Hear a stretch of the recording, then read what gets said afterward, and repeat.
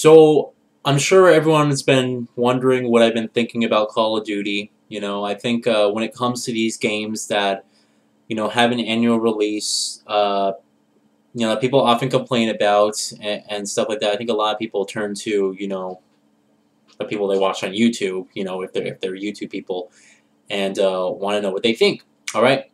Now, the Call of Duty series for me is first of all let me just establish something really quick.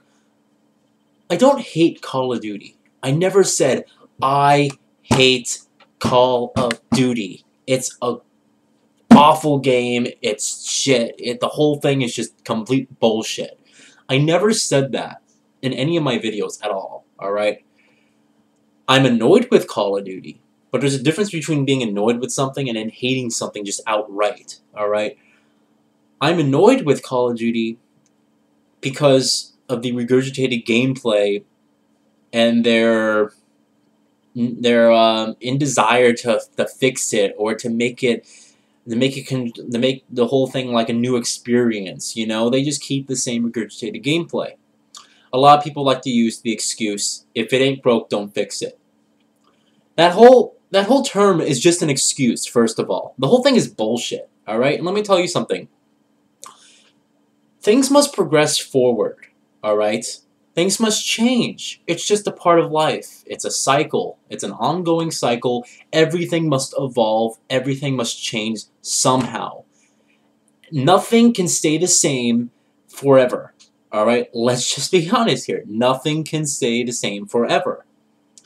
If that was true, if we all followed the term, if it ain't broke, don't fix it, we would still have these huge cell phones that come out to like right here. I mean, what was wrong with those things? They did exactly what they were supposed to do. Make calls. Exactly what they were invented to do. They were invented to make calls on the go. And they did exactly that. Why do we need to evolve them? See? You see where that term comes in? If it ain't broke, don't fix it. You see how screwed up that is? Things must progress. Things must, just move forward. It's just how things are, alright? And let me tell you something. Call of Duty will eventually move forward. It will have to move forward, alright? And we're talking about core gameplay changes and everything. It will eventually have to move forward, or the thing will die. There's two endings here. The thing moves forward and lives on, or the thing completely dies. It's gonna happen. It may happen, like, next year. It may happen years on years and years and down the road from there. But it will happen eventually, alright? So, Call of Duty Black Ops 2 continues exactly where, well, not exactly, but it continues the story of Call of Duty Black Ops, alright? The game takes place in 2025, which is a brand new setting for the series. The series, as I'm sure you all know, it was in the World War II era, the Cold War era. The Black Ops was the Cold War era, and then they had the Modern Warfare series. But the series never went into future warfare and delved into that, specific, thing of a future and stuff like that, the futuristic setting. Now, let me explain something to you guys. I am a huge fan. I love I can't say it. Science fiction, futuristic environments and in games that take place in that setting. It's just it's a nice. I just like that specific setting. I like that whole technological age, that futuristic looking types of environments that games have.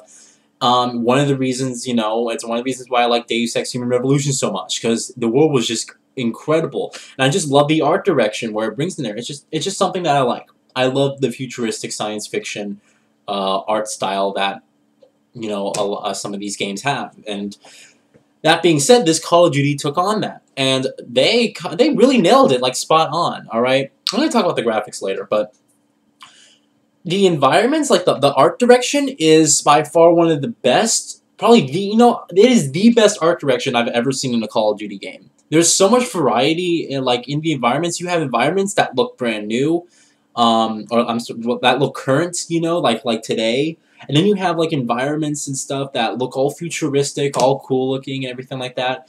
And they really did work on, some cool attention to detail moments. There's this one level in the game called Colossus. and you're basically with your squad mates, and you're staying at this huge resort. It's like a resort slash hotel, and it's basically in the middle of the ocean. All right, and you fly there by hovercraft. You walk off, right, and you go through the security thing like that. You finally get to the lobby of the hotel. It's like a lobby where they have the chairs there, and they have the whole thing's like a glass building, and you can see the view. It's like you're hundreds of stories up high. You can see people down there on the pool and just having a good time. But if you pay really close attention, what's really awesome is the way they did the advertisements. Apparently, in Call of Duty's futuristic universe, you'd walk in and you go up to one of those, advertisements that you would see at the mall. They have like a advertising of a movie or something like that. Some of them switch, like my mall has. They have like a picture of like a TV show, and then it's like a TV screen. Then it'll change off. It'll show like a clip from that TV show or whatever. What's really cool is that you go up to these ads. Suppose it's like a Tag Heuer ad for like the watch and everything like that. You go up to the ad, and the character who's the person who's standing in the ad completely changes, and it's you. You're actually in the ad. It's like the ad reads your DNA and basically puts you in an ad. And on movie posters, you like walk up to a movie poster, the main character's face would completely change into your face, And it's just stuff like that is just awesome. It's a really awesome idea, and it's believable. Like I said, it's the near future. That probably would happen, in 2025. It probably could happen, and it's just pretty awesome to see this. Their art direction that they took is just incredible. It's believable too. What I really appreciate about it is it's believable. It doesn't try to be something so far into the future that you're just like, the world's gonna look like that, really? You actually feel like that could be, that's how the world could look in 2025. The cars don't look insanely, different. And the environments and everything, the cities don't look insanely different. I mean, they're just a lot more screens. There's like buildings. There's a lot more ads being placed, but it looks believable because of the environment that you're in and their art direction that makes it look believable. They don't try to go all out with this super high-tech fancy stuff that you see in like in movies or Star Wars or something. If you see in Star Wars, it's not like Mass Effect in 2025. Let's be honest. We're not going to get to Mass Effect in 2025. But it's a nice, believable environment, which I really did appreciate the art direction from that. Now, you play as a variety of characters. The whole story is told from Frank Woods' perspective, the guy from your companion from the original Black Ops. All right, and he basically narrates the whole story. Or he tells sections of it, all right? Most like 80 to 90% of the time, he's telling the story to you. And that's pretty cool to see, he's an older guy now, he's in a wheelchair, and you basically get to learn the story from his perspective. And the whole thing starts off, with this this emphasis on, it's a technological age, and there's going to be a cyber attack, again, making it, feel believable. There probably is some, totalitarian gonna really take over the U.S. or whatever with, his army and war. No, he's probably gonna launch a cyber attack and take down our whole network and defense structures and everything like that. Again, it's just being realistic for that time period. So the whole story is basically told from his perspective, and he does a fairly good job. And he basically tells the story, and it's pretty cool because it kind of builds anticipation up. The game frequently cuts from cutscene to gameplay, right? With very minuscule loading times, to be honest. It's pretty cool. I don't really recall seeing that many loading times. Just cutscene gameplay. It's nice. It's not like Max Payne, where it has the perfect seamless transitions, but it is just cutscene, black screen, gameplay without like any loading times, which is nice, So that's the story. Right off the bat, what I'm going to tell you is that Call of Duty Black Ops 2 has the best villain out of any Call of Duty game, and I'm even going to go as far and say it's the best villain this year in gaming. This guy, whoever played the voice work for this guy, and if this was a movie, this guy deserves an Oscar, alright? The developers who created this game basically created a villain, and his name is Raul Mendez, alright?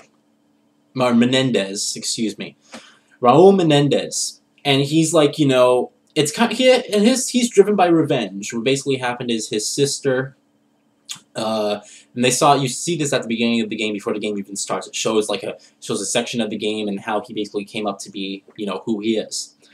And his sister basically got burnt in a fire, and she survived, but he was basically always stepped on. He was, you know, given disrespect and stuff like that. And he just vowed to take the U.S. down because you actually learn this as a flashback. You go in there, you basically capture him, Menendez, because he runs like a drug cartel, and they Frank Woods. Well, I don't want to spoil it, but stop it. Stop this video right now. Count to 5 and then resume it. All right, right now. Basically, Frank Woods kills his sister. And that's how, you know, that's how he's driven, you know, because he's trying to get revenge at him for doing that. So, when I wrapped about it, I have to say, the villain is great. You love this guy so much because you hate him to death. I mean, they really did a fantastic job at making you hate this guy. I mean, I'm so surprised too because I didn't expect like a villain like this from a Call of Duty game, you know, out of all of them. But this guy's crazy, and there's a couple sections in the game we actually get to play as him, which kind of makes it feel like a more personal, you know, kind of a relationship with the character, because then you basically see it from his perspective, and instead of being the good guy, you're supposed to be like the bad guy. And just right off the bat, like, this guy's just incredible. All right, he deserves Character of the Year. Like, this year. Like, honestly. He deserves people usually give Character of the Year to, like, heroes. That's bullshit. No one says hero. It doesn't say Hero of the Year. It says Character of the Year. It can be a villain or a hero. This guy deserves Character of the Year. You hate this guy to death, but you love him because of it, you know? So, this villain's just awesome, you know? It definitely makes the whole campaign just feel just awesome, just really, you know, well worth your time, and you just really want to find out what crazy shit he's gonna do next. So, I mean, I love this guy because I hate him so much. That's basically the best way to describe it. You love him because you hate him. Graphics-wise, now, okay, we're done with the story. We're done with the most exciting part, right? Okay, what I will say is that out of all the stories, I enjoyed this one the most. Out of all the stories of Call of Duty, all right, and Black Ops was my favorite Call of Duty. Black Ops 2 has my favorite Call of Duty campaign. I don't think the multiplayer, I mean, I only played a little bit of multiplayer, like a couple hours, but as far as I can say, the multiplayer just isn't as good as the original Black Ops, in my opinion. I like the original Black Ops multiplayer far better than this one.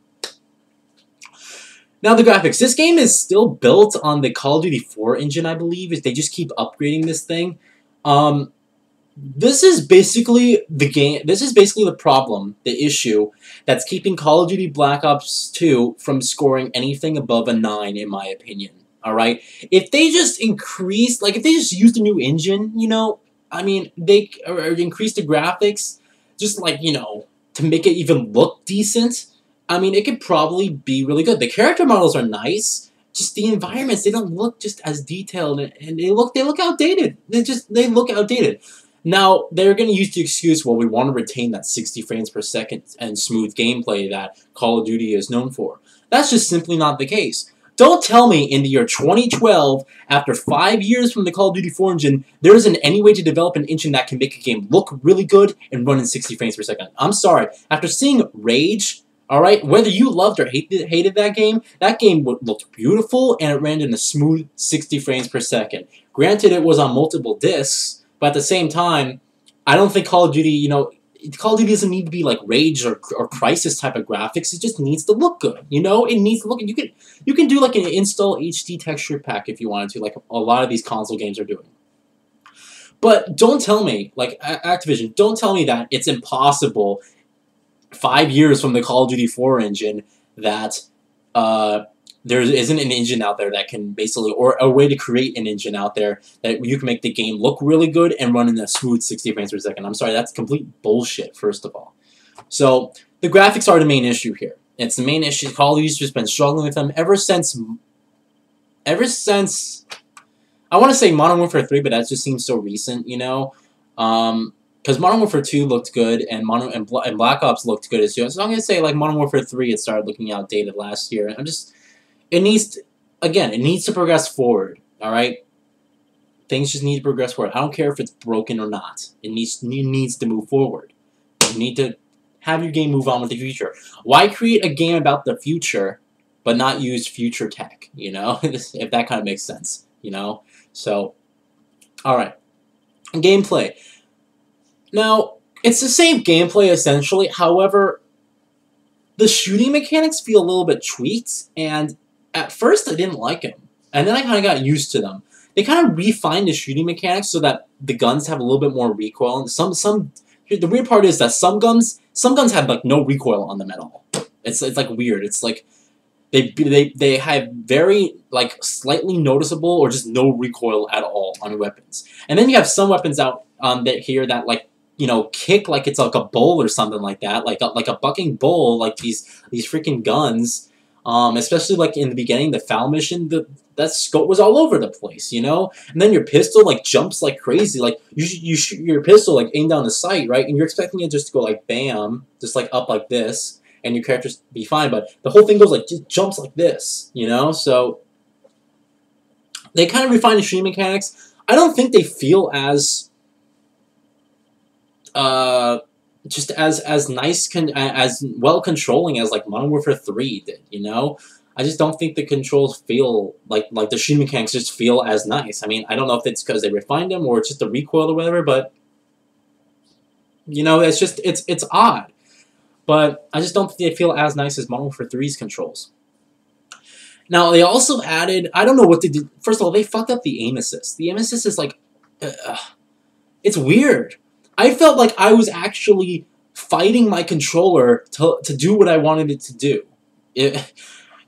For some reason, when I'd like want to aim somewhere, like for instance, you're aiming regularly from the hip. The aim assist is turned on to like maximum, so even though you're standing still at the hip, some guy's coming for you, right? You turn to see him, your gun's like pointed towards him, but you're like, no, all right, I don't want to aim there, I want to look over here, right? So you turn your gun thing over here, it goes like this way, then it immediately snaps back. It's just like, it's a weird what they did to the aim assist. It just feels like, it feels much more stronger, and I tried turning it off, and the problem was still present. Like, I still felt like I was fighting with my controller, so I have no idea what, like, shooting mechanics and stuff, they kind of, you know, screwed it up a little bit. At the same time, it's nothing like, it's not pronounced enough to, like, the point where it's gonna cause a huge problem for gameplay. You get used to them definitely over time. There's also glitches in the game, and there's many something stuck in my throat. And there was many situations where I found myself like, you know, just shooting. I was, you know, in a gun battle, and all of a sudden I'd actually witness an enemy spawn in front of me. Like, I cleared out like this one corridor, and I went into the room next to me just to like reload my gun. I shit you not, like 2 enemies just popped up right in front of me, and it's like in a Call of Duty game you kind of wouldn't expect that. So I noticed the enemies are like spawning, like, you know, it's kind of weird what they did to the spawns. It's just they spawned in front of me, you know, and you know, I killed them, but it was like, wow, you know, you just gotta have them spawn there. You know, I just didn't expect it to have like a glitch like that in the Call of Duty Black Ops 2 game. Now the game does vary up the gameplay. The game now offers choice. However, it's not as you know, substantial as like Heavy Rain, for instance. It's not going to change the whole story. It's not like Mass Effect. The choices just are choices in combat, and there's multiple endings to the game, which is nice. You know, it does add some replayability to the game. The game also does have side missions, which is odd. You know, you have these Strike Force missions. I did the first one because the first one is required, and it was like tower defense or something like that. The first one. I'm not a big fan of them. You know, I did actually watch, you know, DSP's full playthrough of Black Ops 2 afterwards, and I did realize that they actually changed depending, and I probably should have done the Strike Force missions because they do actually offer some extra stuff to the story, you know, and they actually do matter. So, but, I mean, it's just, it was just kind of weird. It's like, you know, some of the Strike Force missions I felt like you should have actually having the full game. Like, there should have been an actual mission in the game, not like an optional objective. It's just odd. Anyway. But yeah, there's multiple endings, which is great. I only saw one of them. I didn't see both of them, but that is nice that they do give you the option of multiple endings. Again, it just offers replay value. That's it. And there is variety. Beyond choice. There's actually driving stages, which is a first for the Call of Duty. Well, actually no, because they had the jet or the snowmobile thing in Modern Warfare 2. But they do have driving sections here, which is those sections are kind of rare for a Call of Duty game, and they're nice. I definitely had a great time. Playing through those sections of the mission. Again, it's not like a control. They don't control like you don't really have full control of your car.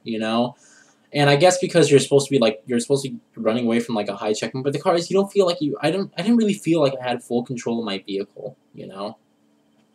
I mean, it was kind of like it was pushing me into a certain direction almost. So, anyhow, I think I touched on everything, alright? Call of Duty Black Ops 2 offers a fantastic campaign, the best in the Call of Duty series, in my opinion.